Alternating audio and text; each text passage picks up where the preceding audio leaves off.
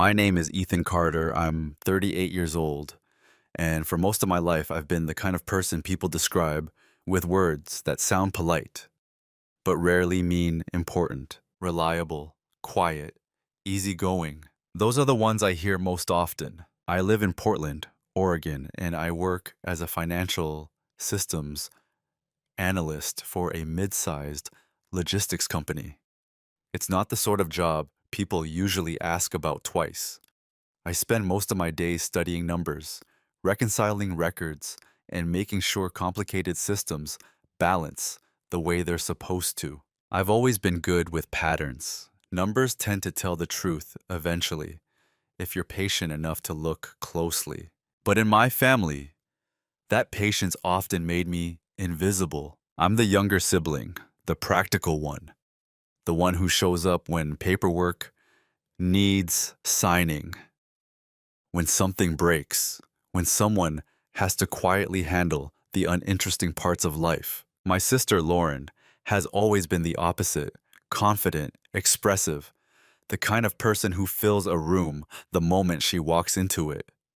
People listen to her easily. They believe her easily, too. Growing up, that dynamic felt normal. She spoke. I listened. She decided. I adjusted. And for a long time, I didn't think much about it. Our mother raised us mostly on her own after our father passed away.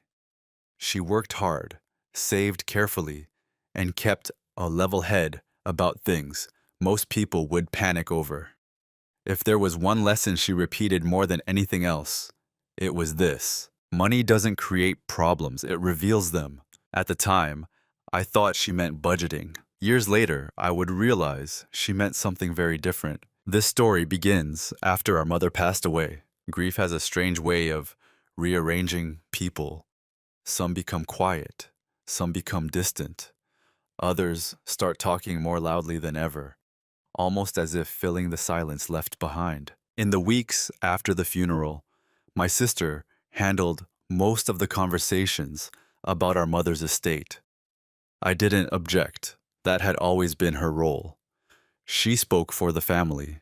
But one afternoon, during a simple conversation about Mom's accounts, I asked a question, not an accusation, not even a demand, just a question. Lauren looked at me across the kitchen table and laughed in a way I had never heard before. Then she said something that would follow me for months afterward. Wow, Ethan, I didn't realize you were this greedy.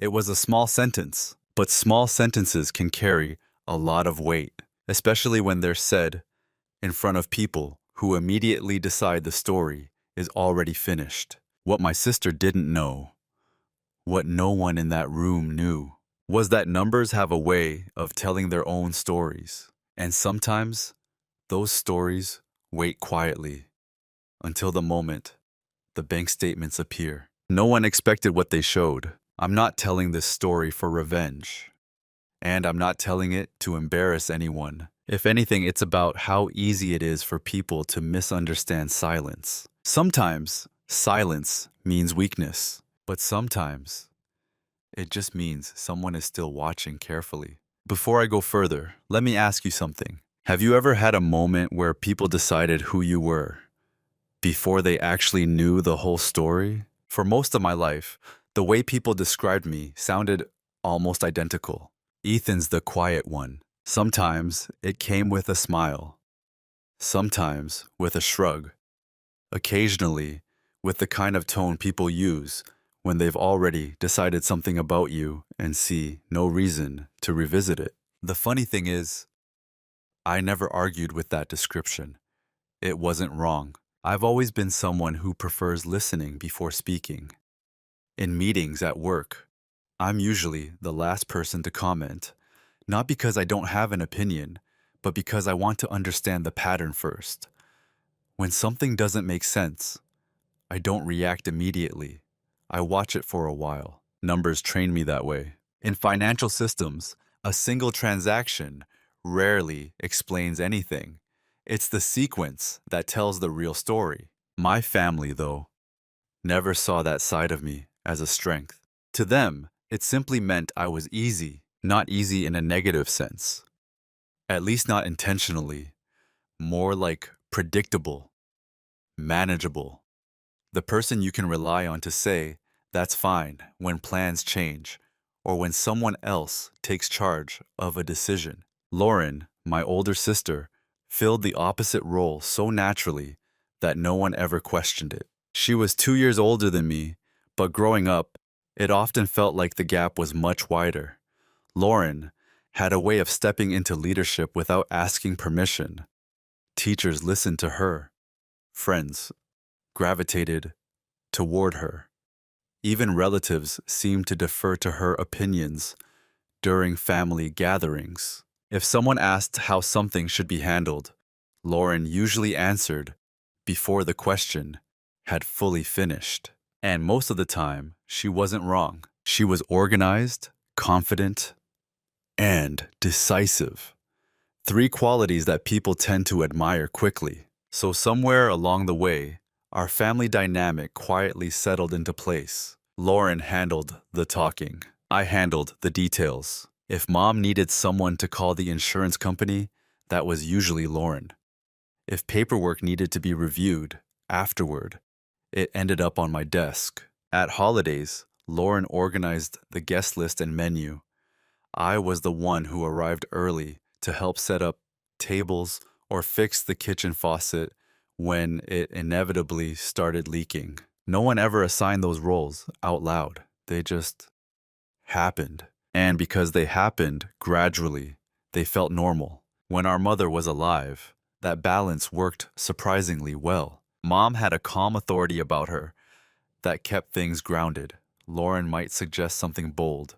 I might quietly check the numbers, and mom would listen to both before making the final decision. It was a system built on trust, but systems change when one part disappears. After mom passed away, something subtle shifted. Lauren stepped more firmly into the center of every conversation, not aggressively, not in a way that looked controlling from the outside, just naturally, like someone filling an empty chair at the head of a table. Relatives began calling her first.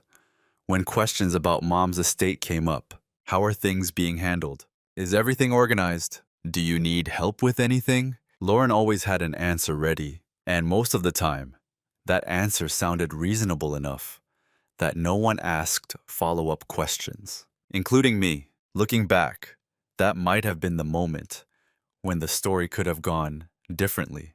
But at the time, it didn't feel like a problem. If anything, I thought I was helping by staying out of the spotlight. Grief has a strange way of making people avoid conflict. You tell yourself certain conversations can wait. You assume everyone is trying their best. So when Lauren began managing most of the discussions about mom's accounts, the paperwork, the house, I didn't challenge it. I trusted that things were being handled the way mom would have wanted.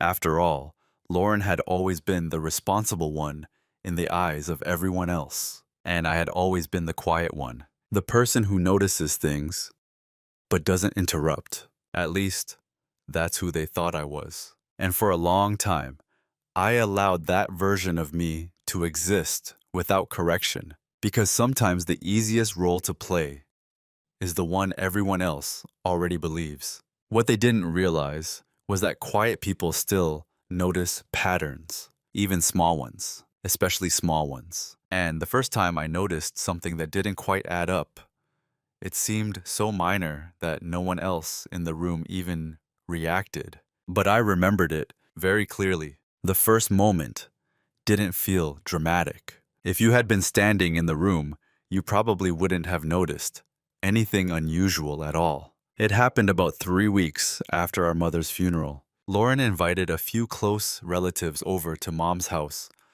on a Sunday afternoon. The official reason was simple: sorting through some belongings and discussing a few practical matters about the estate. Nothing formal, just family. The living room still looked almost exactly the way mom had left it. Her reading glasses were resting on the small table beside the armchair she used every evening. The curtains were half open, letting in that soft gray Portland light that makes everything feel quieter than it really is. Grief has a way of settling into rooms like that. People spoke a little more softly than usual. Even the clinking of coffee cups sounded louder than it should have. Lauren had positioned herself at the dining table with a small stack of folders and a notebook in front of her. It looked organized, official almost.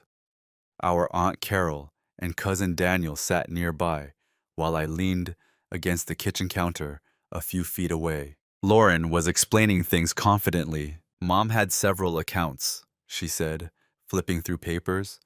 Most of it's already being consolidated, so we can handle the estate cleanly. Everyone nodded. Her tone made it sound like everything was already under control. I didn't question that, at least not at first. But while she was talking, one small detail caught my attention. She mentioned closing one of Mom's savings accounts, just casually. Something about that line didn't sit right with me. Not because closing accounts is unusual, it's actually common during estate management, but because I remembered that particular account very clearly. Mom had mentioned it to me a few months before she passed. It wasn't large, but it was specific. It's my emergency cushion, she told me once while we were reviewing some paperwork together. That one stays separate. Mom was careful about those distinctions. She liked things to have a purpose. So, hearing Lauren say it had already been closed made me pause. I didn't assume anything was wrong.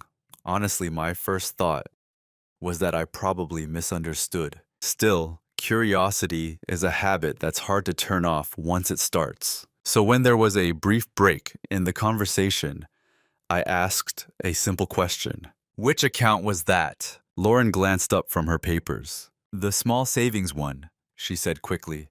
It didn't make sense to keep it open. Her answer came so smoothly that everyone else moved on immediately. But something in her tone felt dismissive. Not defensive, just quick, like the question itself had been unnecessary. I nodded and let the conversation continue. From the outside, it probably looked like the moment ended there. Lauren kept explaining things.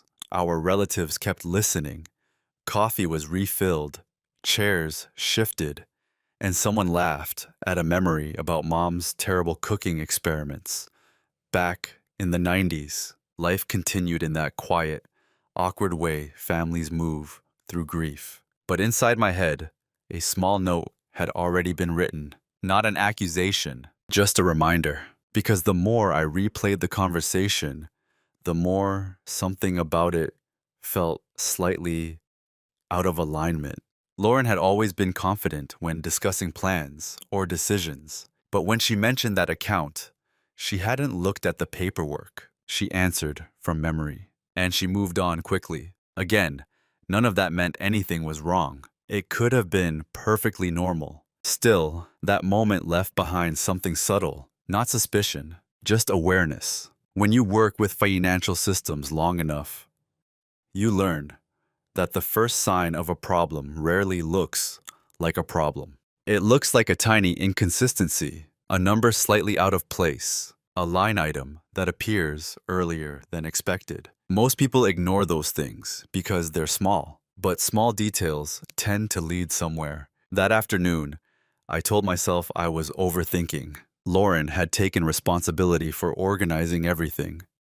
The estate process was complicated, and she was doing the work of managing it. Questioning every detail would only create tension the family didn't need, so I let it go, at least on the surface. But later that evening, when I got home, I did something almost automatic. I opened my laptop, and I started writing down the things I remembered from the conversation. Just notes, nothing dramatic. But sometimes the first small cut in a story isn't visible to anyone else. It's just a quiet moment where you realize something might not add up. And from that point forward, you start paying closer attention. If the story had ended with that first moment, it probably would have meant nothing. Families miscommunicate all the time, especially after a loss.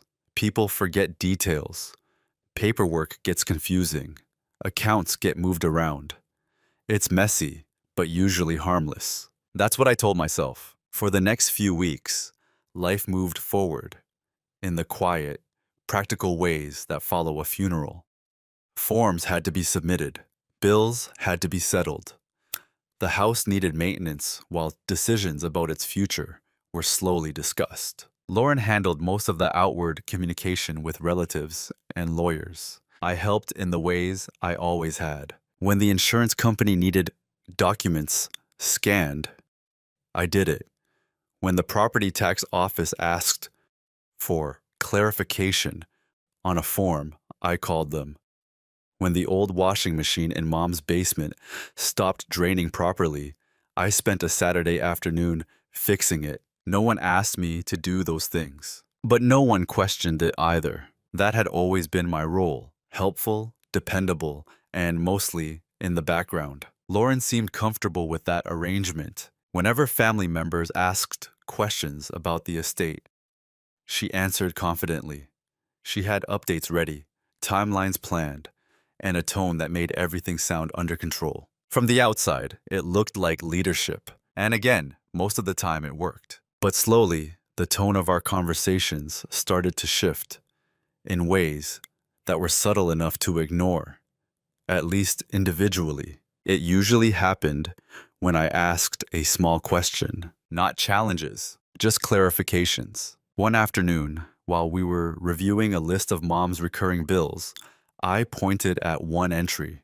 Is the utility deposit being refunded or transferred? I asked. Lauren barely glanced at the page. It's handled, she said. That was it. No explanation, no details. Just handled. I nodded and moved on. Another time, we were discussing the timeline for closing certain accounts. I mentioned that the bank usually required multiple signatures depending on how the account was structured. Lauren sighed lightly. Ethan, she said, half smiling. I promise you, it's fine. Again, the conversation moved forward before I could say anything else. None of those moments was openly hostile. If someone else had been listening, they might not have noticed anything unusual. But repetition changes the meaning of small things. Each time I asked a question, the response became a little shorter, a little quicker, a little more dismissive, and gradually, the pattern became clear. Lauren wasn't angry that I asked questions. She simply didn't think the questions were necessary. To her, the situation was already understood. She was managing things, and I was assisting. That assumption seemed to spread quietly to everyone else as well. At a family dinner one evening, our cousin Daniel asked how the estate process was going. Lauren launched into a confident explanation about timelines, paperwork, and bank procedures. Halfway through, he turned to me. Sounds like Lauren's got everything covered, he said with an easy grin. I smiled. Seems that way. Lauren didn't correct him, and I didn't interrupt. That moment might have been insignificant, but it revealed something important. The narrative about our roles had already been written. Lauren was the one handling the decisions. I was the one quietly helping where needed. The truth was a little more complicated, but complexity rarely survives inside simple family stories. Over time, I found myself speaking less during those conversations. Not out of resentment, more out of practicality. If every question I asked slowed the room down or sounded unnecessary, it was easier to stay quiet. And silence has an interesting effect on group dynamics. When someone stops speaking, people rarely ask why. They simply assume the silence confirms the role they already assigned. The quiet one stays quiet. The confident one keeps leading, and the story continues without interruption. At least, that's how it appeared on the surface. What no one noticed was that silence doesn't stop observation. In fact, it usually sharpens it. While everyone else focused on the conversations Lauren was having out loud, I started paying closer attention to the details that never came up in those discussions. Dates, account names, timelines, small administrative steps that most people overlook because they sound boring. None of it felt urgent. None of it even felt suspicious. But slowly, a pattern began forming in my notes. And once you notice a pattern, it becomes very hard to unsee it. There's a moment in many family dynamics when you realize something quietly important. Not that people are being cruel, not even that they're intentionally unfair. Just that everyone has already decided who you are in the story. And once that role settles in, it tends to stay there. For me, that realization didn't arrive during a dramatic argument or confrontation. It came during something much simpler. A Tuesday evening phone call. Lauren called while I was finishing dinner at my apartment. I put the phone on speaker and listened while rinsing a plate in the sink. "Hey," she said quickly. "Quick update on Mom's house." Her tone was brisk, efficient. The same tone she'd been using for most of the estate discussions lately. "The realtor thinks we should list it next month," she continued. "I've already started the paperwork." I dried my hands and leaned against the counter. "That fast?" I asked. "Yeah," she said. "It's the smartest move." I paused for a second before answering. "Have we reviewed the market reports yet?" It was a reasonable question. Portland housing prices had been fluctuating a lot recently, and waiting even a few months could change things significantly. Lauren exhaled through the phone, not loudly, just enough for me to hear it. "Ethan," she said, in the same tone someone might use when explaining something obvious, "I've already talked to professionals about it." There was nothing aggressive in her voice, but the message was clear. The conversation didn't need my input. I nodded automatically, even though she couldn't see it. "Okay," I said. "Good," she replied.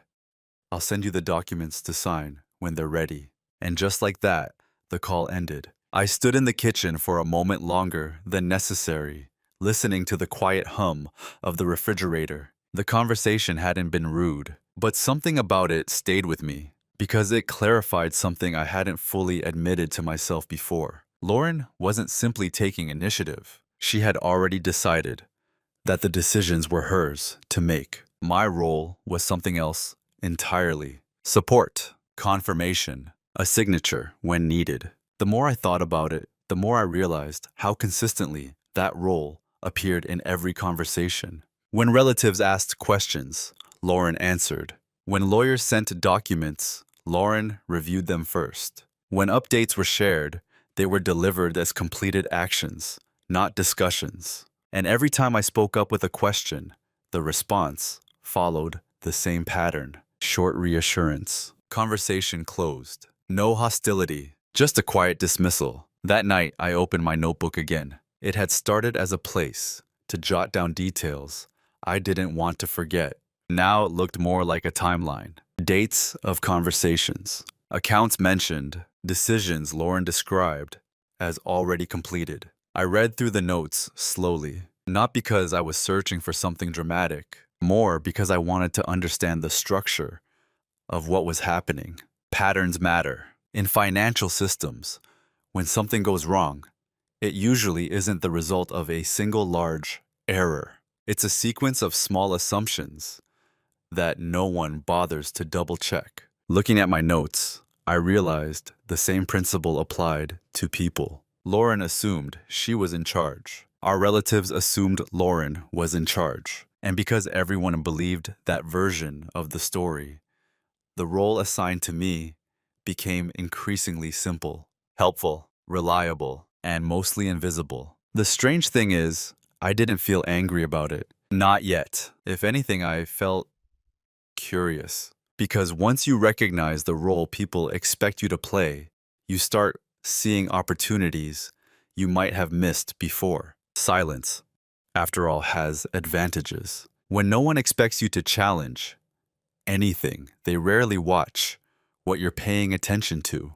And while Lauren was confidently managing the conversations, everyone could hear. I began noticing the details that no one was talking about. Small things, administrative things. The kind of details that rarely sound important until the day they are. Up until that point, everything I noticed had felt like background noise. Small inconsistencies, slight dismissals, a pattern of conversations that placed Lauren in control and left me quietly on the edges of the decision making. None of it had crossed the line into something clearly wrong, and because of that, I kept telling myself the same thing: let it go.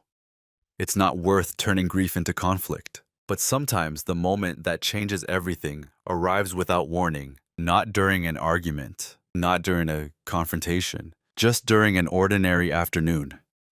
When you finally see something clearly for the first time. For me, that moment happened at the bank. Lauren had asked me to stop by one of Mom's banks to sign a routine estate document. She said it was easier if I handled it in person since the branch was close to my office. Again, nothing unusual. Estate paperwork often requires multiple signatures from beneficiaries. I took an early lunch break and walked into the small branch downtown. It was quiet inside, the way banks usually are on weekday afternoons. A few customers waited in chairs along the wall, while a teller quietly counted bills behind the counter. I told the receptionist I was there about estate paperwork for my mother. She checked the system and nodded. "Oh yes," she said. "We've been working with your sister already."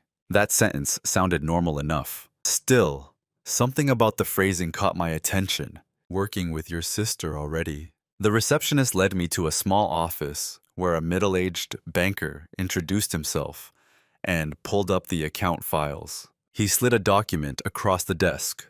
"This is just confirming your identity and acknowledgement of the account transfers," he explained. I scanned the page. Then I paused. There were multiple transactions listed in the account history summary attached to the document. More than I expected. Nothing about them looked illegal or alarming, but the dates were earlier than I thought they would be. Some transfers had been made before the family meeting where Lauren first explained the accounts to everyone. I looked up. "Sorry," I said calmly, tapping the page. "Can you clarify something?" "Of course. These transfers, when were they authorized?" The banker glanced at the screen again. "Your sister initiated them," he said, "shortly after the account authority documents were processed." I nodded slowly. "Do you happen to know the exact date?" He clicked through a few screens. "Looks like about 10 days before the meeting you mentioned." 10 days. That meant the accounts had already started moving before Lauren told the family anything about them. Again, that didn't automatically mean something was wrong. Estate management often begins quietly before formal discussions happen. But the difference between those two timelines mattered because Lauren hadn't presented the situation as already in progress. She presented it as something she was about to start handling. The banker kept explaining the documents, but my attention had shifted, not to suspicion, to clarify. This was the first time I had seen actual numbers instead of hearing summaries. And numbers don't rely on tone. They don't rely on confidence. They simply show what happened and when. I finished signing the paperwork without making a scene. The banker thanked me, shook my hand, and printed a copy of the acknowledgement for my records. As I stood up to leave, I asked one more simple question. Would it be possible for me to request a full transaction history for the account? The banker nodded easily. "Of course. As a beneficiary, you're entitled to that." He printed several pages and handed them to me. I thanked him again and walked out of the branch. Outside, the Portland air felt cooler than it had earlier that day. I sat on a bench across the street and looked at the pages again. Rows of transactions, dates, transfers, account numbers. Nothing dramatic, nothing shocking, just information. But for the first time since Mom passed away, I wasn't relying on someone else's explanation of events. I was looking directly at the pattern myself, and in that moment, something inside me shifted. Not anger, not confrontation, just a quiet decision. From that day forward, I would stop assuming the story being told out loud was the whole one. And instead, I would start following the numbers. After that afternoon at the bank, nothing changed on the surface. I still answered Lauren's calls. I still showed up when the paperwork needed signing. I still nodded during family discussions. When she explained the progress of Mom's estate to everyone else, the situation looked exactly the same. Lauren was leading, and I was quietly supporting. But internally, something had shifted in a way that was difficult to reverse. Before that day, my silence had come from habit, from the long-standing rhythm of our family dynamic. Lauren spoke first, and I filled in the gaps when necessary. Now my silence had a different purpose. It was a decision. I didn't confront Lauren about the dates I saw in the bank records, not because I was afraid of conflict, but because I didn't yet understand the full picture. And reacting too early can distort a pattern before you've fully seen it. That's something you learn quickly when you work with financial systems. If a discrepancy appears in a report, you don't immediately accuse someone of making a mistake. You observe the data for a while. You trace the timeline.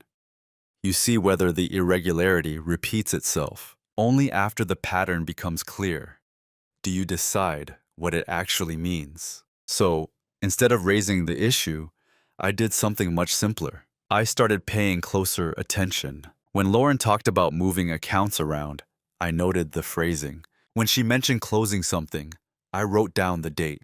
When relatives asked questions, and Lauren responded confidently, I listened to exactly what she said, and sometimes what she didn't say. It was almost like watching two versions of the same story unfold. One version existed in conversations, the other existed in numbers, and occasionally, the two didn't line up perfectly. Still, I didn't rush to conclusions. For all I knew, Lauren was simply moving quickly to manage complicated paperwork. Estate management can involve dozens of small administrative decisions that sound confusing if you try to explain them in detail. Maybe she simplified things when speaking to the family because she didn't want to overwhelm everyone. That explanation made sense. At least, it did for a while. But the more I listened, the more something interesting happened. Lauren began interpreting my silence differently. One evening during a phone call, she paused after explaining another update about Mom's accounts. "You're awfully quiet about all this," she said. Her tone was light, almost teasing. "I trust you're handling it," I replied. She laughed softly. "Well, someone has to." There was no hostility in the exchange, but I noticed something subtle in her reaction. Relief. Not the relief of someone who feels supported. The relief of someone who believes their authority is unquestioned. After that, Lauren became even more comfortable speaking on behalf of both of us. During family calls, she would say things like, "Ethan and I agreed it made sense to move that account," or "We decided it was easier to consolidate the funds." Sometimes I had been part of those conversations. Sometimes I hadn't, but I didn't interrupt. Not because I agreed with everything, but because something else had become clear. People tend to reveal more information when they believe no one is challenging them. Silence creates space, and inside that space, details emerge naturally. Meanwhile, I began organizing the documents I collected: bank statements, transaction histories, emails from estate administrators. Nothing dramatic, just records. I stored them in a folder on my computer and slowly built a timeline. Again, I wasn't looking for wrongdoing. I was looking for clarity. Because if everything Lauren was saying matched the numbers, then the situation was exactly as she described. But if it didn't, then, eventually, the difference would become obvious. And the most interesting part of all this was something Lauren never seemed to notice. From her perspective, my silence confirmed the story she had already written about me. Quiet, passive, unconcerned with the details. She believed the absence of questions meant the absence of attention. But that assumption overlooked something simple. Silence doesn't mean someone stopped paying attention. Sometimes it just means they're waiting until the pattern finishes forming. From the outside, nothing about my routine looked unusual. I went to work every morning, reviewed financial reports, attended meetings, and came home in the evenings like I always had. Weekends were quiet. Grocery shopping, a run through the park, sometimes stopping by mom's house if Lauren asked me to check on something. If anyone had asked what I was doing during those months, the answer would have sounded ordinary. Helping with the estate, handling paperwork, staying patient while the process moved along. And in many ways, that answer was true. But what no one noticed, what Lauren never seemed to consider, was how carefully I was organizing everything behind the scenes. It didn't start as a plan. At first, it was simply a habit. Every time Lauren mentioned an account, I wrote down the name. Every time she referenced a transfer, I noted the date she claimed it happened. If a bank required a signature or confirmation, I requested a copy for my own records. Again, none of that was unusual. Beneficiaries are allowed access to those documents. Most people just don't bother asking for them. But I did. Not because I distrusted Lauren, because I trusted the numbers. And numbers are easiest to understand when they're laid out clearly. So, little by little, I built something that looked almost like a map. One folder contained transaction histories from every account I could access. Another held email confirmations from banks and estate administrators. A third contained simple notes, conversations, dates, statements Lauren had made during family meetings. When I had time in the evenings, I began aligning those pieces into a timeline.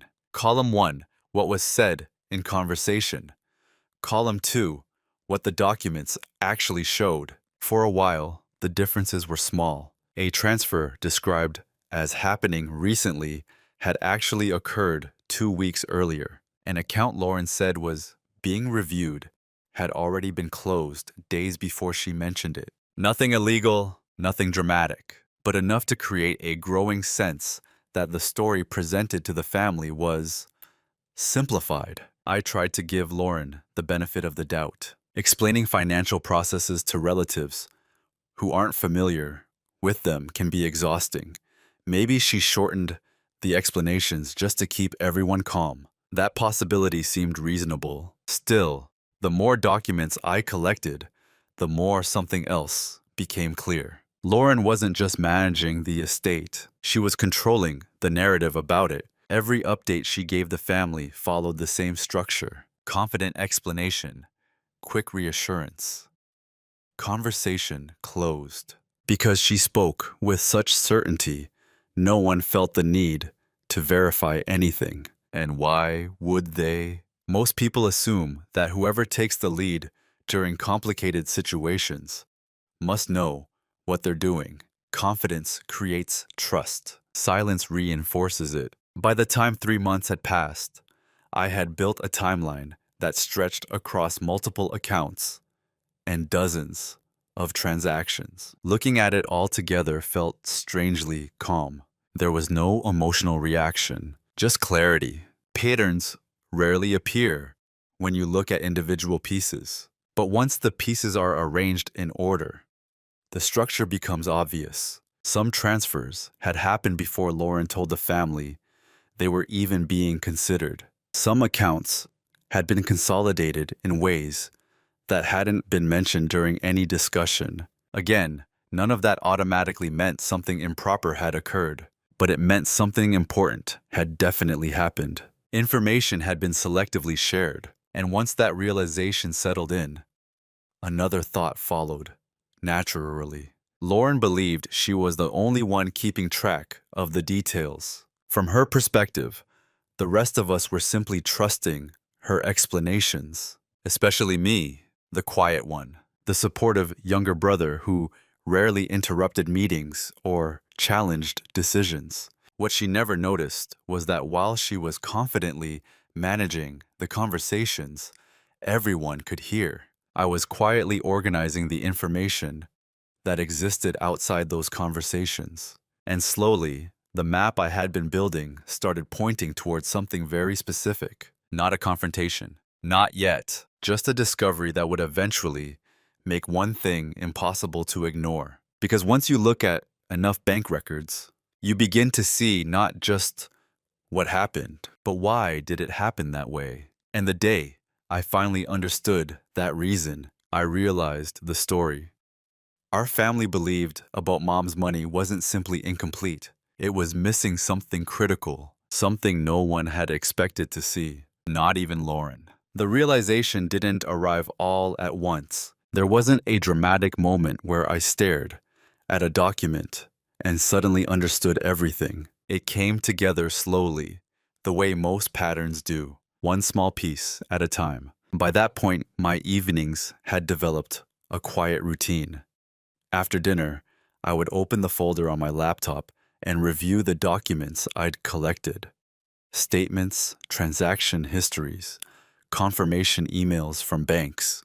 Nothing unusual on its own. But when those pieces were placed side by side, the timeline began to feel less like scattered information and more like a structure. And structures tell stories. One evening in particular, I remember sitting at my desk with 3 documents open on the screen. The first was a transaction history from one of mom's savings accounts. The second was a consolidation record showing when certain funds had been transferred to another account. The third was a short email Lauren had sent to the family 2 weeks earlier, summarizing what she described as the current state of mom's finances. Individually, none of them looked remarkable. Together, something became clear. The order didn't match. According to the email, Lauren had only recently begun moving funds between accounts,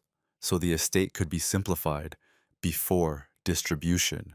But the bank records showed that several of those transfers had already been completed weeks earlier. Again, that alone wasn't necessarily a problem. Estate administrators often take early steps before explaining them in detail to the family. But the more accounts I checked, the more that timing difference repeated itself. Transfer first, explanation later, over and over again. At that point, curiosity pushed me one step further. Instead of only reviewing the transactions I already had, I requested full statements for every account I was legally entitled to access as a beneficiary. The bank processed the requests quickly. Within a few days, I had a stack of documents, thick enough to feel almost excessive. I didn't rush through them. Instead, I approached them the same way I would approach a complex financial system at work. Slowly, methodically,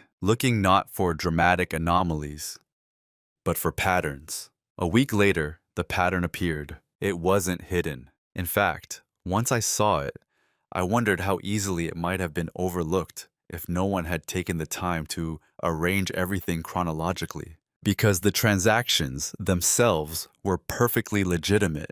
Transfers between accounts, closures of smaller savings funds, consolidations into a central estate account. On paper, everything looked normal. But the sequence revealed something interesting. Certain funds had been moved into an account Lauren controlled earlier than she had ever mentioned.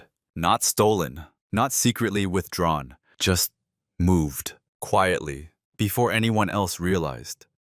Those steps had even begun. I leaned back in my chair and stared at the timeline on my screen. For several minutes, I didn't feel anger. I didn't even feel shocked. What I felt was something closer to clarity, because suddenly a lot of Lauren's confidence during family meetings made sense. She wasn't simply speaking with authority. She had already finished several steps before telling anyone the process had started. That explained why her answers always sounded so certain, why questions felt unnecessary to her. From her perspective, the decisions had already been made. Everyone else was just hearing about them later. I closed the laptop and sat quietly in the dim light of my apartment.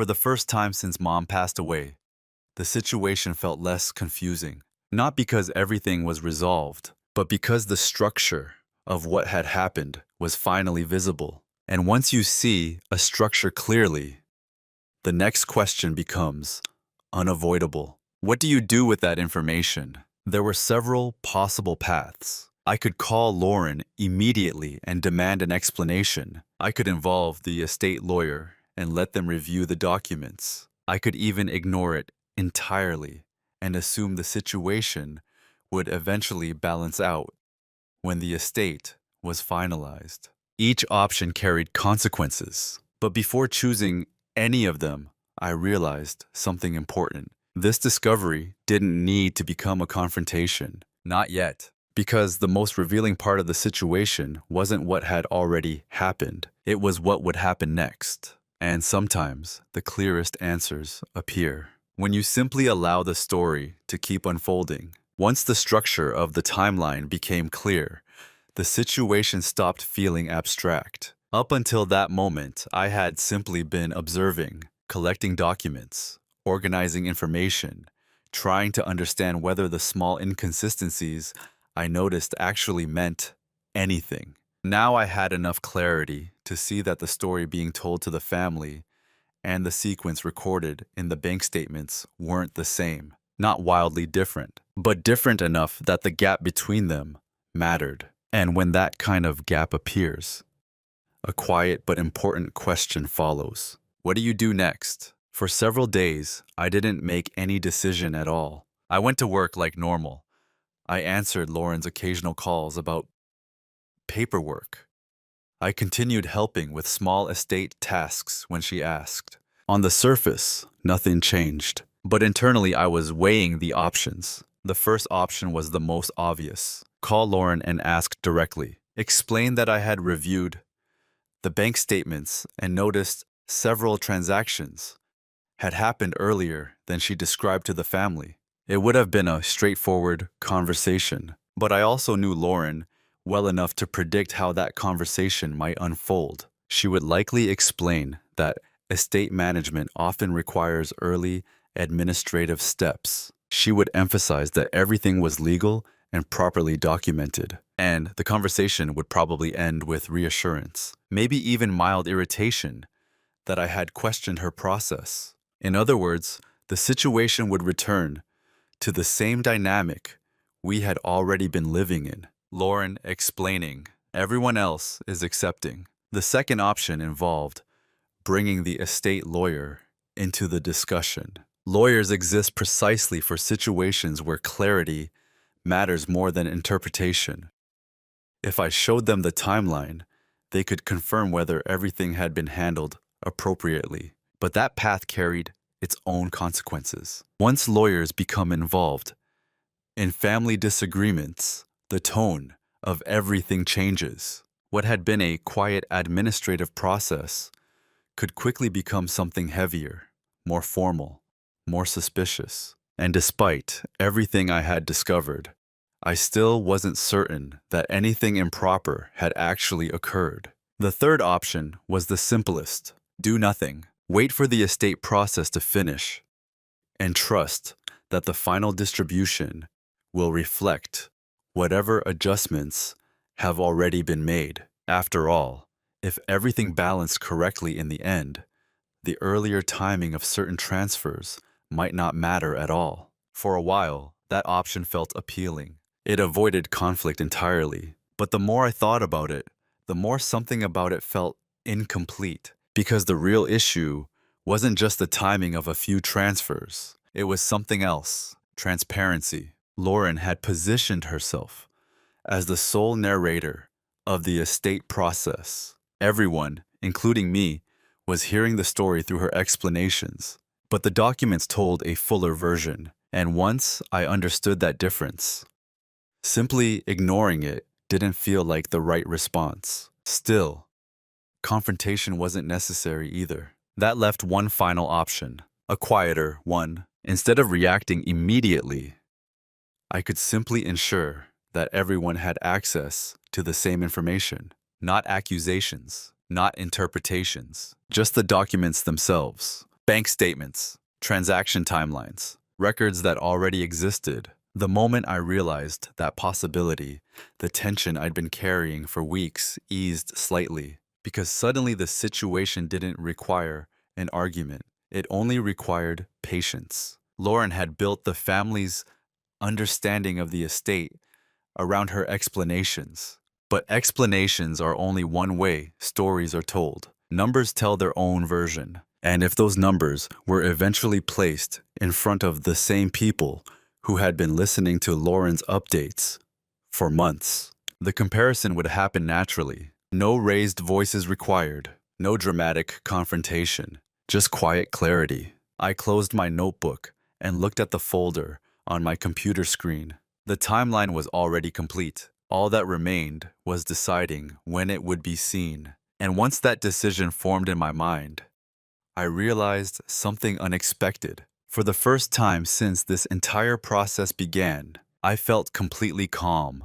Because sometimes the most irreversible decision isn't confrontation. It's simply choosing the moment when the full story becomes visible. Once I made the decision, the process itself was surprisingly quiet. There was no dramatic shift in my behavior. I didn't start acting differently around Lauren. I didn't hint that I had been reviewing the bank records more carefully than anyone realized. From the outside, my role looked exactly the same. I answered messages. I signed documents when needed. I listened while Lauren explained updates during family calls. But behind that calm routine, I began taking a few small steps that most people would consider completely ordinary. The first step was organization. Up until that point, the documents I had collected existed mainly for my own understanding. Statements were stored in folders, timelines arranged in spreadsheets, and notes written in a notebook. Now I reorganized everything so it would make sense to someone who had never seen it before. Every account had its own section. Each section showed 3 simple things: the date Lauren first described, the action to the family, the actual transaction date from the bank statement, the supporting document. No commentary, no accusations, just alignment. When everything was placed side by side, the pattern spoke for itself. The second step was confirming access. Because I was listed as a beneficiary, the banks had no issue providing me with official copies of the transaction histories. I requested a few additional confirmations, nothing unusual, just certified statements showing the same information I had already seen online. Again, this wasn't about building a case. It was about ensuring that if anyone ever looked at the documents, they would know the information came directly from the source. The third step required a little more patience. Lauren had been coordinating most of the estate discussions through group calls with our relatives. These meetings were informal but frequent, especially when new decisions about the house or remaining accounts needed to be discussed. I realized that eventually there would be one final conversation where everything was summarized. The final numbers, the final distribution, the moment when everyone would expect to see the full picture. So I waited for that moment. In the meantime, Lauren continued exactly as she always had. Confident updates, clear explanations, decisions that sounded finished by the time anyone else heard about them. And the more confident she sounded, the more relaxed everyone else became. Our Aunt Carol once said during a call, "It's such a relief that Lauren is handling all this." Lauren laughed lightly. "It's not a big deal," she replied. "Just paperwork." No one asked for details. No one asked to see documents. Because confidence is persuasive, and silence, in situations like that, can easily be mistaken for agreement. But what Lauren did not realize was that the situation had already moved beyond agreement or disagreement. At that point, the outcome no longer depended on who explained things best. It depended on something much simpler: timing. While she was still describing the process as something gradually unfolding, the actual financial record of that process had already been completed. The bank statements were finished. The transaction history was fixed. Nothing about those numbers could change anymore, which meant the story attached to them would eventually have to match. A few weeks later, Lauren scheduled another family meeting. "This should be the final overview," she said in the message. She sounded relieved. The estate process was nearly complete. The house sale was moving forward. Most of the accounts had already been consolidated. Everything was almost wrapped up. When I read that message, I closed my laptop and sat quietly for a moment. Not anxious, not excited, just aware that the moment I had been waiting for was finally approaching. Because once the conversation turned to final numbers, the documents I had quietly organized would no longer just be private notes. They would become part of the same conversation everyone else was hearing. And when numbers appear in a room where people have only heard explanations for months, something interesting tends to happen. People start asking questions they hadn't thought to ask before. The meeting happened on a Thursday evening. Lauren hosted it over video call so everyone could join easily. Our Aunt Carol, Cousin Daniel, two of Mom's longtime friends who had helped with some paperwork, and me. From the beginning, the atmosphere felt lighter than in previous conversations. Lauren looked relaxed. There's a particular kind of calm people have when they believe a complicated task is almost finished. Her tone carried that sense of completion. "Okay," she said with a smile, adjusting her camera.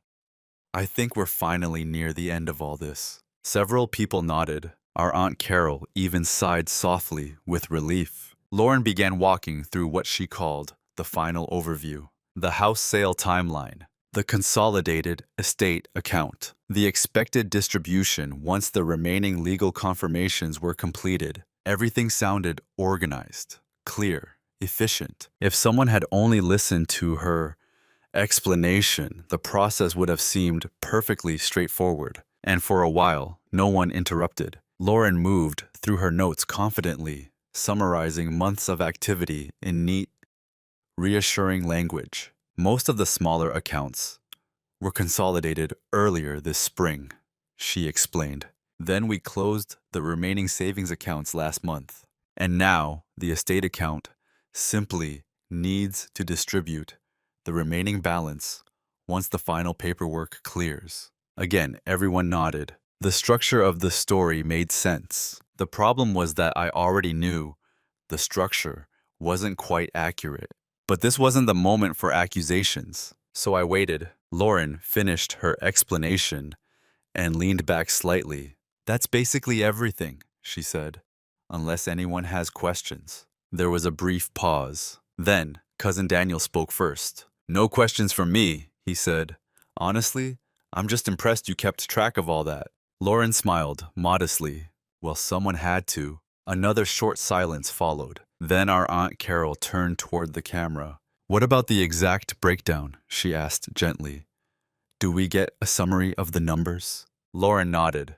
"Of course. I've prepared a basic distribution outline." She began sharing her screen. A simple spreadsheet appeared showing the estimated estate total and how it would be divided. Again, nothing looked alarming, but the numbers themselves triggered something in my mind. Because while the totals were correct, the timeline she had just described didn't match the transaction dates that produced those totals. For several seconds, I simply watched the screen. Everyone else seemed satisfied. Lauren was speaking again, explaining how the final distributions would work. And that's when something subtle happened.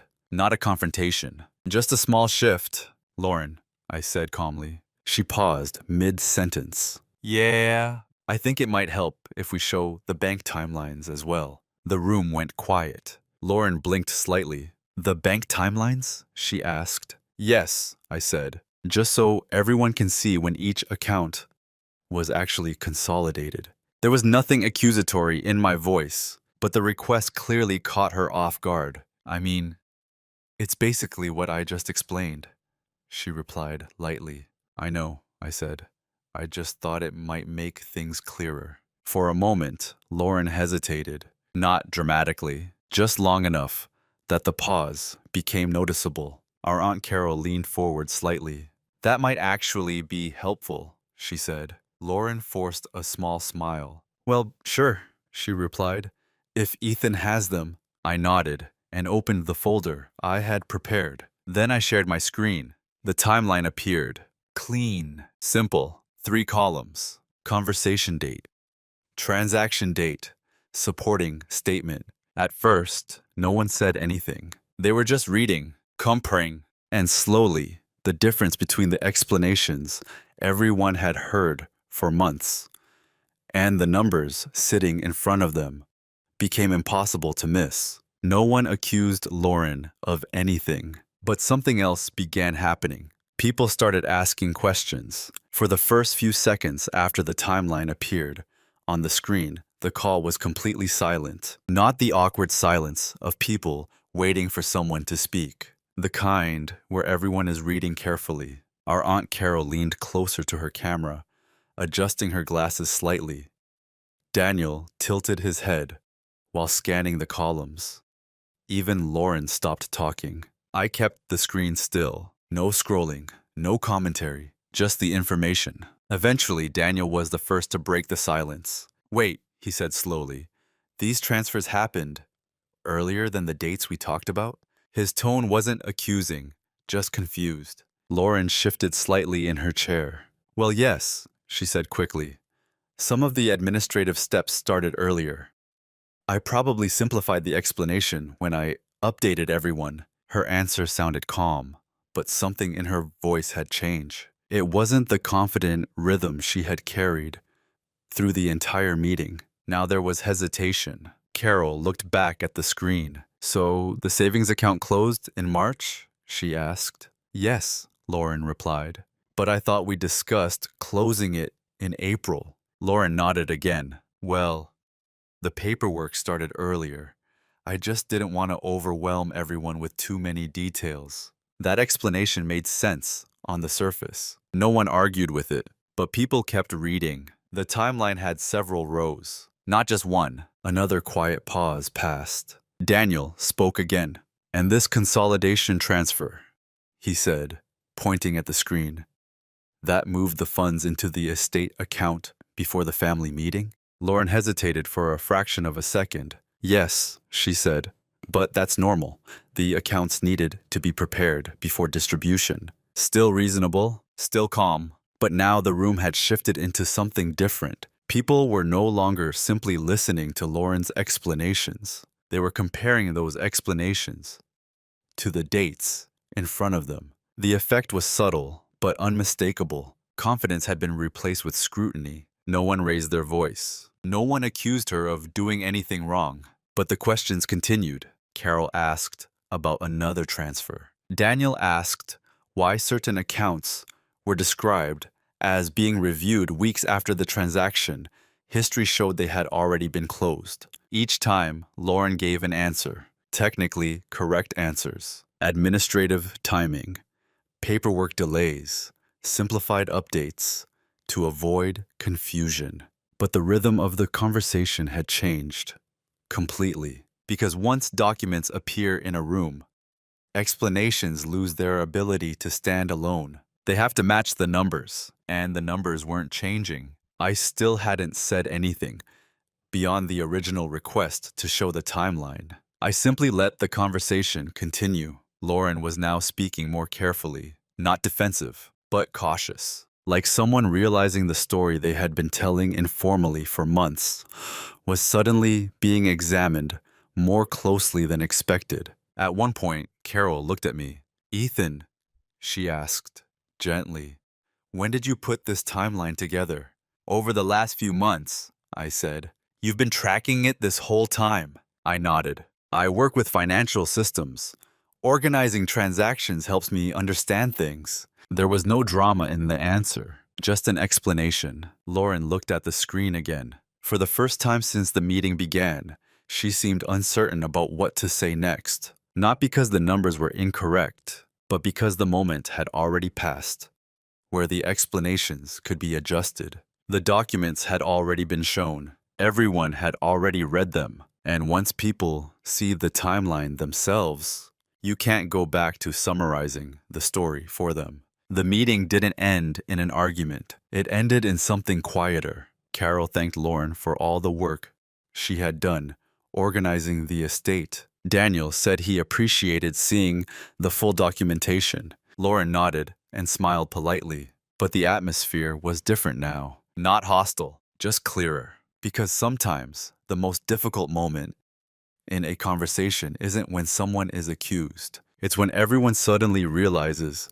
they're seeing the same information at the same time, and no explanation can put the timeline back the way it was described before. The call ended politely. No one raised their voice. No one accused Lauren of anything. In fact, if someone had joined the meeting in the final few minutes, they might have thought it was a completely routine conversation. People said their goodbyes. Carol thanked Lauren again for handling so much of the estate work. Daniel mentioned that it was helpful to see the documentation. Lauren smiled and nodded through it all. Then the call ended. For a few seconds, I simply sat there, looking at the dark screen of my laptop. The apartment was quiet. Outside my window, the streetlights had just flickered on. Portland evenings tend to settle into that soft gray calm that makes the city feel slower than it actually is. My phone buzzed. A message from Lauren. "Can you call me?" I waited a minute before dialing. She answered quickly. For a moment, neither of us spoke. Then Lauren exhaled softly. "That was unexpected," she said. Her voice didn't sound angry, more tired than anything else. "I thought it might help clarify things," I replied. There was another pause. "You've been collecting those documents for months?" she asked. Salspa scolded. "Yes. Why didn't you just talk to me?" The question wasn't aggressive.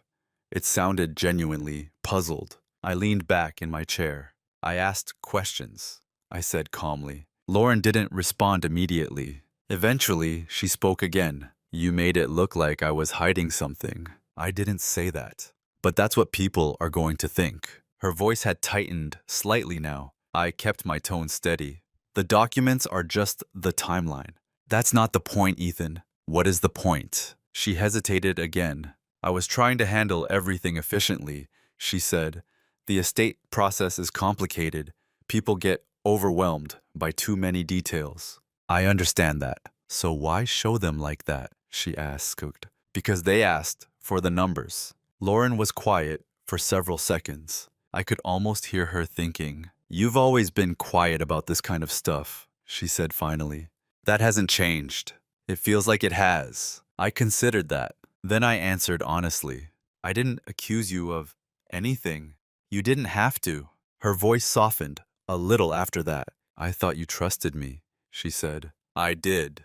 The line stayed silent. Then she asked the question that had probably been forming since the meeting ended. "So, what happens now?" It was a fair question. But the answer was simpler than she expected. "Nothing different," I said. "What do you mean?" "The estate process finishes.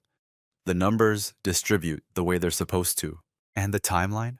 "It already exists." Lauren let out a long breath. "I wish you'd talked to me first." I thought about that for a moment. "Maybe," I said, "but the documents would still say the same thing." She didn't argue with that. For the first time since the entire situation began, Lauren sounded less like the person leading the conversation and more like someone reflecting on it. Eventually, she said something quieter. "I guess I didn't think you were paying that much attention." There was no accusation in the sentence, just a realization. "That's fair," I said. We didn't talk much longer after that. There was no shouting, no dramatic resolution, just two siblings sitting in separate apartments, finally understanding something about each other that had probably been there for years. Lauren had always believed she was the one steering the conversation, and I had always been the one listening. What she hadn't realized was how carefully I had been listening the entire time. A few months later, The estate process finished quietly. No dramatic hearings, no legal battles, just paperwork being finalized, signatures collected, and the final distributions processed exactly the way the accounts dictated.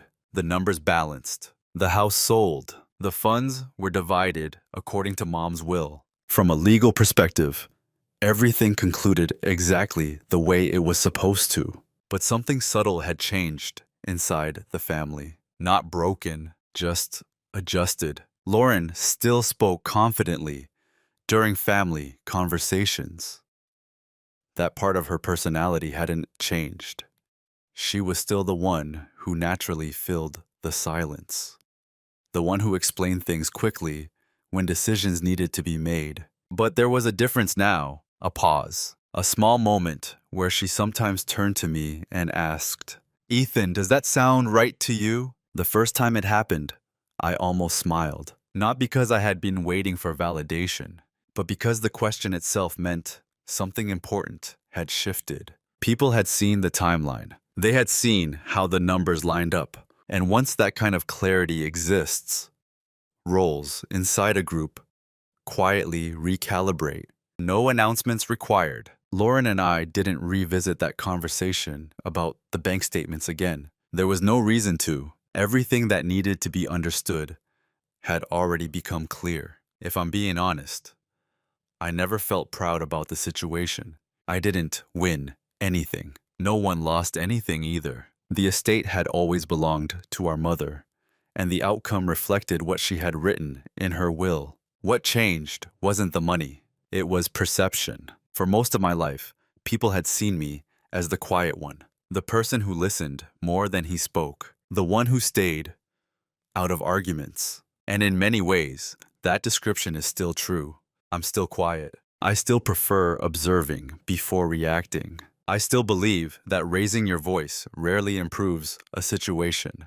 But something about this experience reminded me of something Mom used to say when I was younger. Quiet people, she once told me, are usually the ones paying the most attention. Back then, I thought she was just being kind. Now I understand what she meant. Silence isn't absence. It's space. Space to watch how people behave when they think no one is measuring the details. Space to notice patterns before they become obvious. Space to decide carefully what actually deserves a response. Lauren eventually stopped calling me the quiet one, not because I had suddenly become louder, but because she realized something else. Quiet doesn't mean passive. Sometimes it just means someone is thinking a few steps ahead. And today, when people ask me what happened during that strange period after Mom passed away, I usually give them the simplest answer I can. Nothing dramatic happened.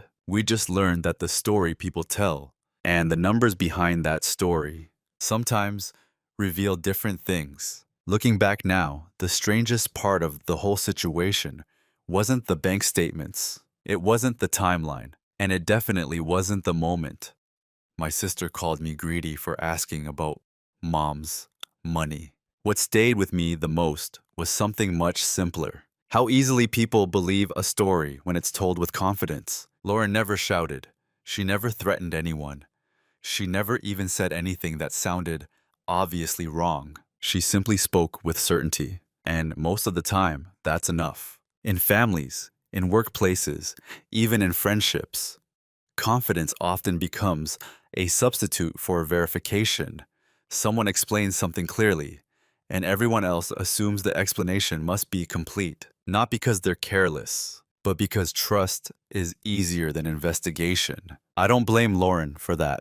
In many ways, she was doing what she had always done, stepping forward, organizing things, making decisions quickly, so the rest of us didn't have to deal with the complexity. And for a long time, I played the role people expected from me. The quiet one, the supportive one, the one who doesn't interrupt the story while someone else is telling it. But silence has its own power when it's paired with patience. Instead of arguing, I listened. Instead of accusing, I looked at the numbers. Instead of reacting emotionally, I waited until the facts could speak on their own. When the bank statements finally appeared, they didn't expose any dramatic secret. They simply showed the timeline. And sometimes that's all the truth really needs. Just the chance to be seen clearly. Since then, I've thought a lot about something my mother used to say. Money doesn't create problems, she told us once. It reveals them. At the time, I thought she meant budgeting or financial responsibility. Now I think she meant something deeper. Money reveals trust. It reveals assumptions. It reveals how people behave when they believe no one is paying close attention. And maybe most importantly, it reveals how quickly people judge someone when they ask a question about it.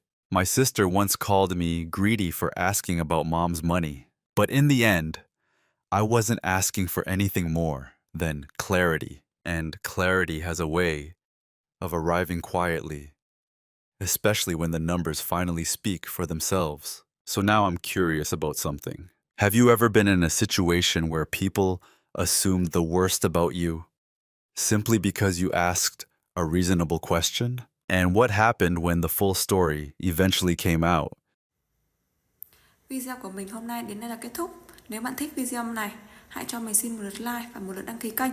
Hẹn gặp lại các bạn ở trong những video tiếp theo. Bye bye.